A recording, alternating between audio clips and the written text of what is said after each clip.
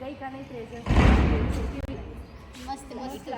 મસ્ત એટલે મતલબ એ રમતા રમતા જે માઇન્ડ અમારું જે આ ભણી ભણીને થોડું શું બ્લોક થઈ ગયું હતું એ પહેલી રિડલ સોલ્વ કરીને માઇન્ડ ઓપન થયું. Very nice. અને ચિઠ્ઠીઓ વાંચીને એવું લાગતું હતું કે આ વિચારવું વધારે છે અને જ્યારે પણ કામ કરે તો પહેલાં વિચારવું હતું. Very nice. એ ગેમ રમીને મતલબ પહેલાં બહુ અમને એટલું મસ્તીમાં બોલાતું નહોતું પણ જ્યારે ગેમ રમતા ને ત્યારે ખબર જ નહીં કે કોઈ જોડે છે આમ તેમ બસ એકલા જ ફરવાનું. ચિઠ્ઠી હતા વેરી ગુડ. એ બી ડિફિકલ્ટ હતું કે ચિઠ્ઠી બી કેવી રીતે શોધી કઈ હશે. મેં તો એકની એક જગ્યાએ 10 વાર જોઈ પણ મળી જ નહીં. એટલે ઓવરઓલ આવી ગેમ ટ્રેઝર હન્ટ જેવી ગેમ સ્કૂલની અંદર હોવી જોઈએ. શ્યોર હોવી જોઈએ. તો તમે બીજી સ્કૂલને શું મેસેજ આપવા માંગશો?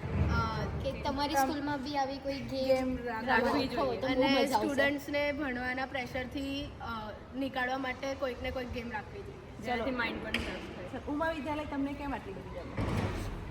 કેમ કે અહીંયા ખાલી ભણવાનું નથી ચાલતું, અહીંયા બીજી બધી એક્ટિવિટી થાય છે. પણ એમાં એકેડેમિક્સ એના પર તો નથી એકેડેમિક્સ ના એના પર કંઈ અસર નથી પડતો. ઉલટો રમવાથી અને બધી એક્ટિવિટીઝથી તમારું બ્રેન વધારે ચાલુ થાય છે અને અને ભણાવવાની રીત પણ એવી છે જે યાદ રહી જાય. Thank you so much. Welcome.